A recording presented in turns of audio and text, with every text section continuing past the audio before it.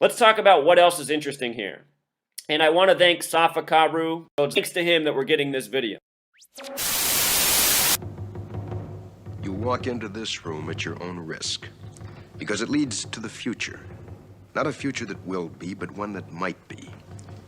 This is not a new world. It is simply an extension of what began in the old one.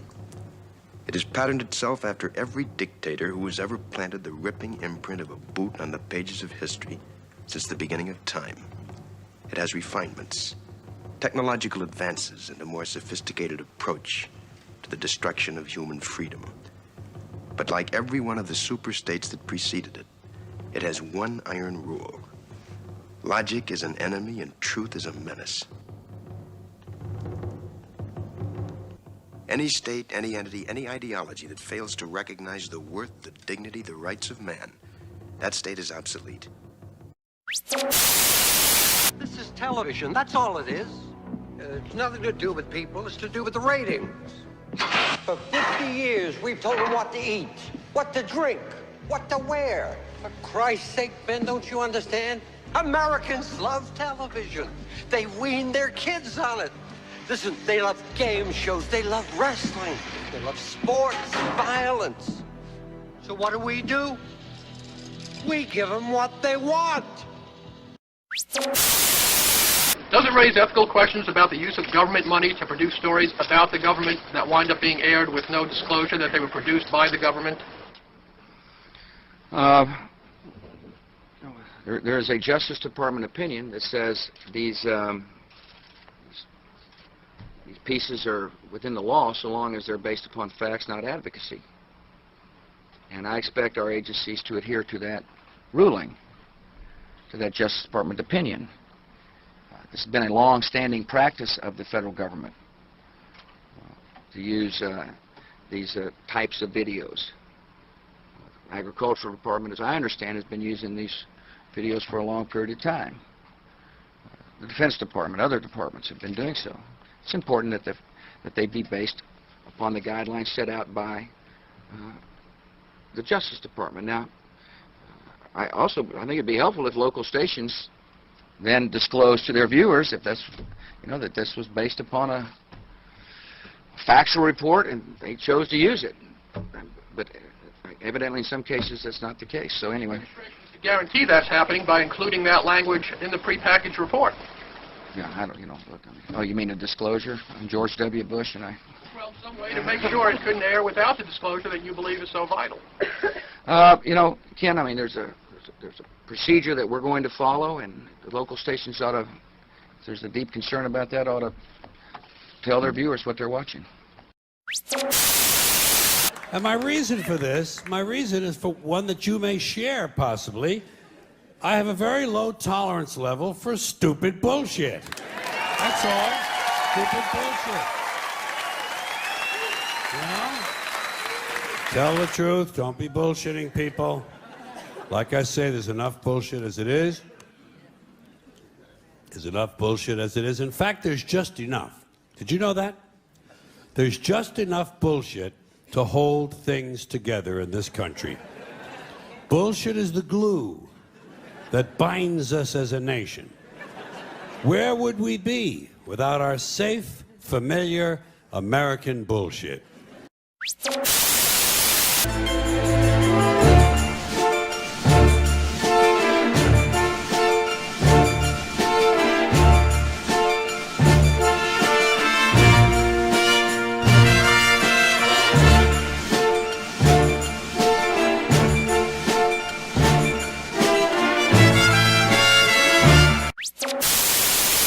I don't understand anything, so there you go. You know my problem? I watch too much news, man. That's my problem. That's why I'm so depressed all the time. I figured it out. I watch too much CNN, man.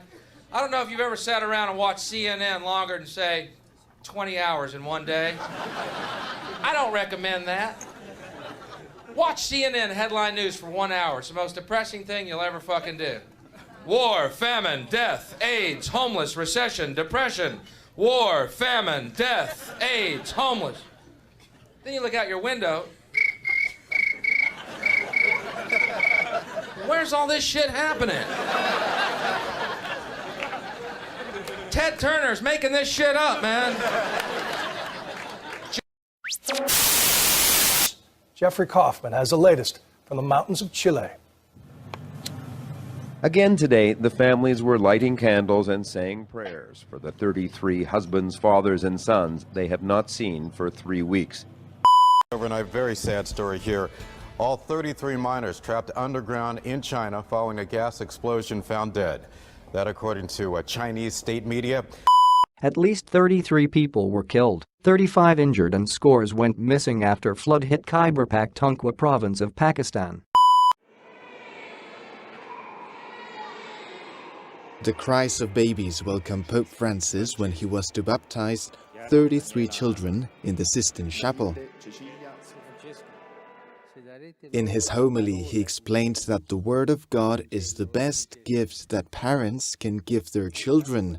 That's why he encouraged them to read the Gospel. January 30th, 1933, a torchlight parade through the streets of Berlin declared to the world that Adolf Hitler had become Chancellor of Germany.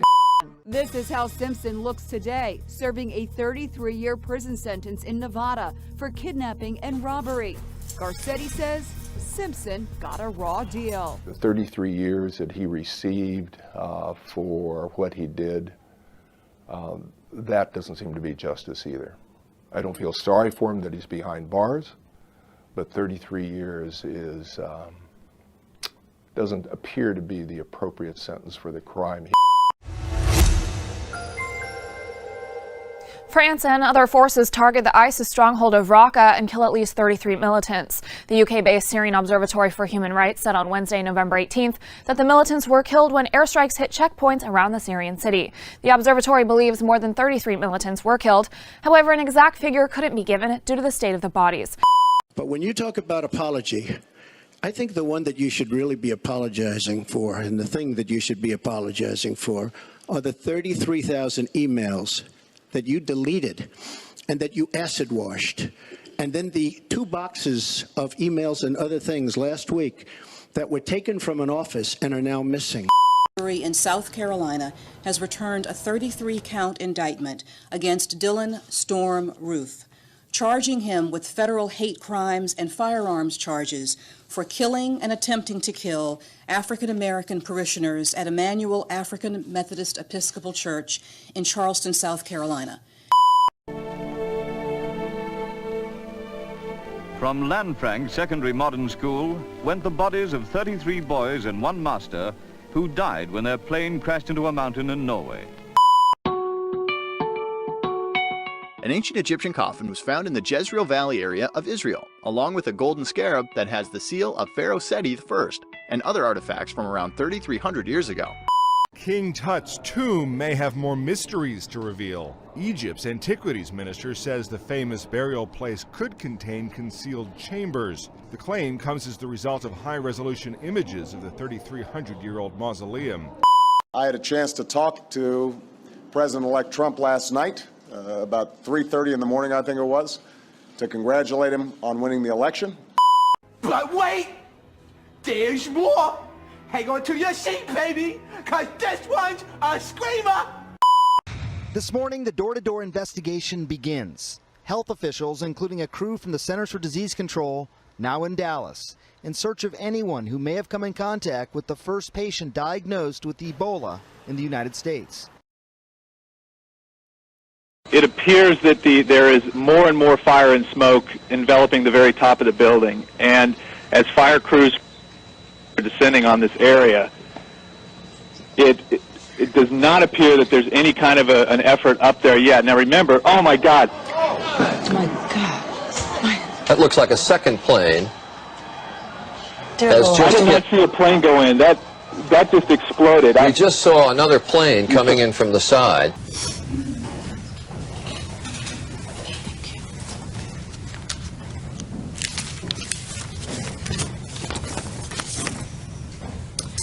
Okay, if you'll please publish the verdict. In the Circuit Court of the 18th Judicial Circuit in and for Seminole County, Florida, State of Florida versus George Zimmerman. Verdict: we, the jury, find George Zimmerman not guilty. So say we all four-person. Does either side want to poll the jury? We would, Your Honor. Okay, ladies and gentlemen, as New developments tonight on the death of Tamir Rice. That's the 12-year-old boy who was shot and killed by a Cleveland police officer last month. Now, the medical examiner today ruling Tamir Rice's death a homicide. Police say Rice was pointing a pellet gun at people shortly before the officers pulled up and shot him. They mistook that pellet gun for a real firearm. Between when they drove up and he was killed was about 1.5 seconds. It happened in the blink of an eye. Damage estimate, $200 million and rising. 4,000 National Guard troops have joined the contingent of police and California Highway Patrol officers on the streets. More are on the way. A few hours ago, the man who's become the unwilling symbol of this outbreak of violence decided it was time to speak out. Rodney King appealed for peace. I just want to say, you know, can we all get along? Can we get along? Quickly, CNN joins affiliate in Oklahoma City, KFOR, to bring you the latest that they're having live updates on this explosion that's happened at the federal court building in downtown Oklahoma City. We are a block from where the blast occurred, and they are just treating people here on the side of the road about a block away.